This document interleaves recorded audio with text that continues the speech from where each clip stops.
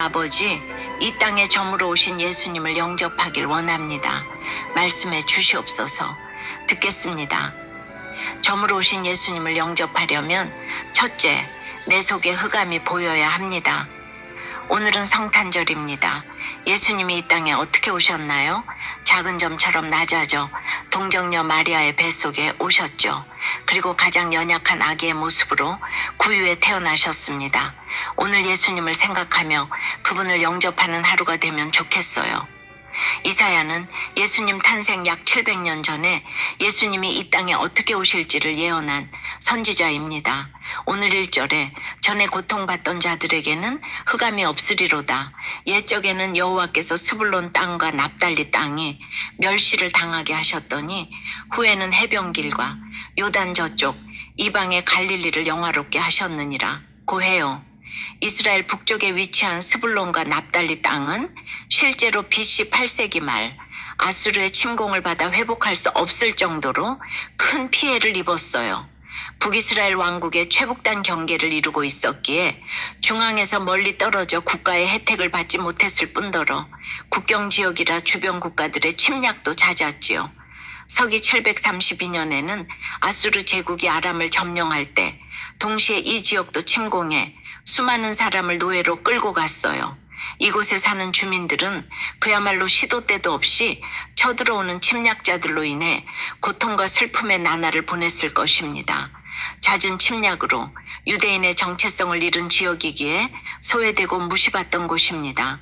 그런데 이런 스불론과 납달리 땅이 후에는 영화롭게 된다고 예언하는 거예요. 이 예언이 어떻게 성취되었나요?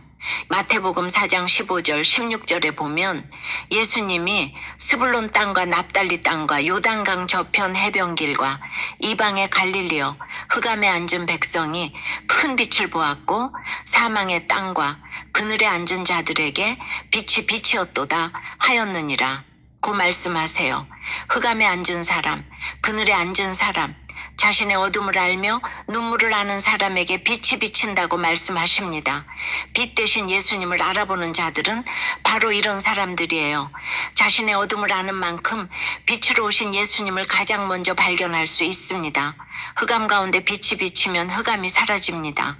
이렇듯 내 속의 흑암을 밝은 빛 가운데 가져와 드러내고 오픈할 때 그 흑암이 사라지는 것입니다. 그것은 내가 사망의 그늘진 땅에 거주하던 자임을 인정할 때 비로소 가능한 것이에요.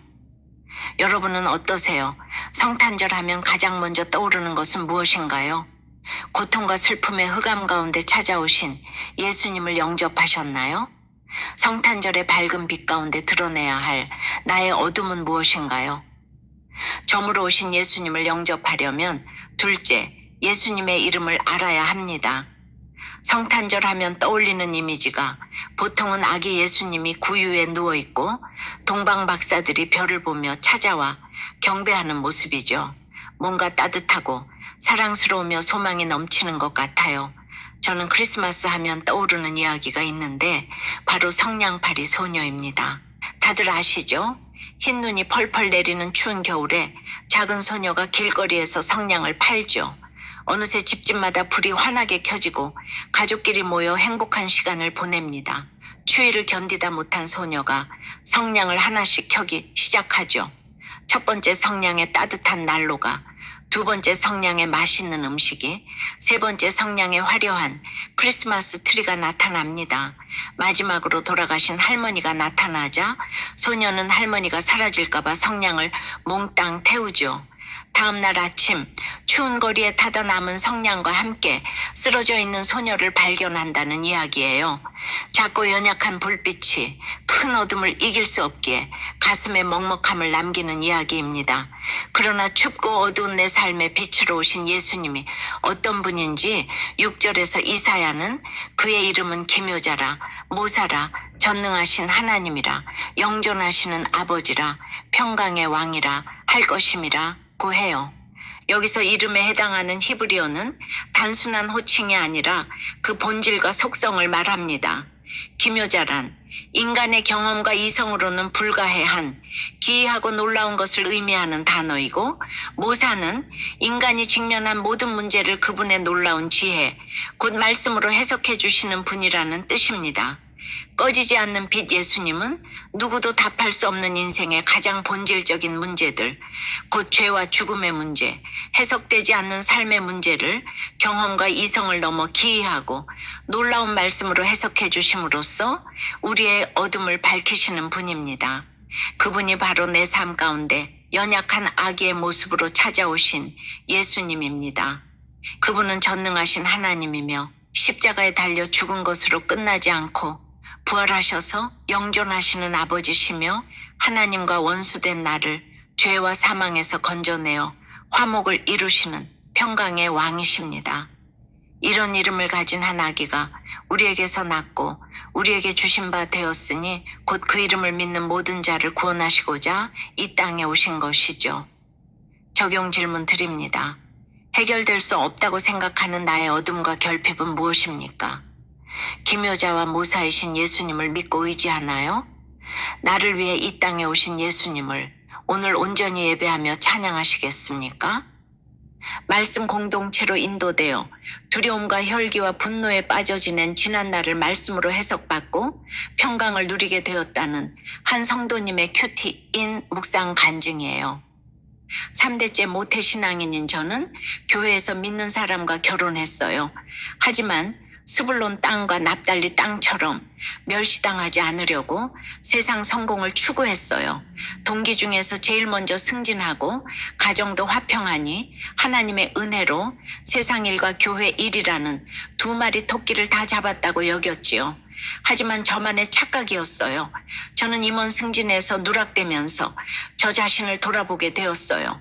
하지만 이때도 인본적 가치관에 따라 사람과의 관계만 생각하며 하나님을 원망했어요. 그러다 아내 몰래 투자한 주식이 발각되면서 아내에게 이끌려 큐티하는 공동체에 속하게 되었어요. 매일 구속사의 말씀을 듣고 묵상하다 보니 흑암에 행하던 제게 큰 빛이 비쳐 말씀이 들리는 기적을 체험했어요. 그렇게 하나님은 제가 무겁게 맨 세상 성공의 멍에와 돈 우상의 막대기를 꺾으셨습니다. 또한 공동체 지체들과 말씀으로 삶을 나누며 있으면 먹고 없으면 금식하고 죽으면 천국 가자 하는 구원의 가치관을 갖게 되었어요. 여전히 혈기와 분노를 내며 교만에 빠질 때가 많지만 그때마다 하나님은 제가 택자임을 상기시켜 주세요. 이제는 지인들에게 말씀으로 해석된 저의 삶을 나누며 복음을 전하길 원해요. 2절과 6절처럼 어두운 제 마음의 빛으로 찾아와 새 삶을 살게 하신 평강의 왕 아기 예수께 경배와 찬양을 올려드립니다. 저의 적용은 전 직장 신우 회원들에게 전화해서 갑질하며 교만하게 굴어서 미안합니다라고 사과하겠습니다. 중요한 결정을 해야 할 때 아내와 먼저 상의하겠습니다입니다. 7절에 그 정사와 평강의 더함이 무궁하며 또 다윗의 왕자와 그의 나라에 군림하여 그 나라를 굳게 세우고 지금 이후로 영원히 정의와 공의로 그것을 보존하실 것이라 만군의 여호와의 열심히 이를 이루시리라 고해요. 사랑하는 여러분, 만군의 여호와 하나님은 열심을 가지고 계십니다. 나를 택하신 하나님이 그분의 열심으로 나의 구원을 이루어 가실 것을 믿으시기 바라요. 700년 전에 이 약속을 나를 위해 예수님을 보내심으로 지키신 하나님이 지금도 나를 위해 이루어 가실 것이기 때문입니다. 성탄절인 오늘 이 구원의 예수님을 믿고 전하며 예배하는 하루를 보내시길 마음 다해 축원합니다. 기도드릴게요. 주님, 내가 바로 멸시받던 스불론과 납달리 땅인데 그것을 숨기고자 무서운 열심으로 살아온 저희입니다. 내 흑암을 깨닫지 못하니 내 삶의 점으로 찾아오신 예수님도 깨닫지 못했습니다. 내가 흑암에 앉은 자이며 그늘 가운데 거하던 자임이 깨달아져 내 삶의 빛으로 오신 예수님을 영접하길 원합니다. 그늘진 내 삶과 내 가정과 이 나라의 빛을 비춰 주시옵소서. 기묘자요 모사요 전능하신 하나님이요 영존하시는 아버지요 평강의 왕으로 오신 예수님을 내 삶의 구주로 영접합니다. 여호와의 열심으로 우리에게 베푸신 구원의 약속을 이루어 가심을 믿습니다. 여호와의 열심으로 이 나라도 살려 주옵시고 흑암 같은 이 땅에도 주의 은혜의 빛이 임하는 성탄절 하루가 되도록 역사해 주시옵소서. 예수 그리스도 이름으로 기도드리옵나이다. 아멘.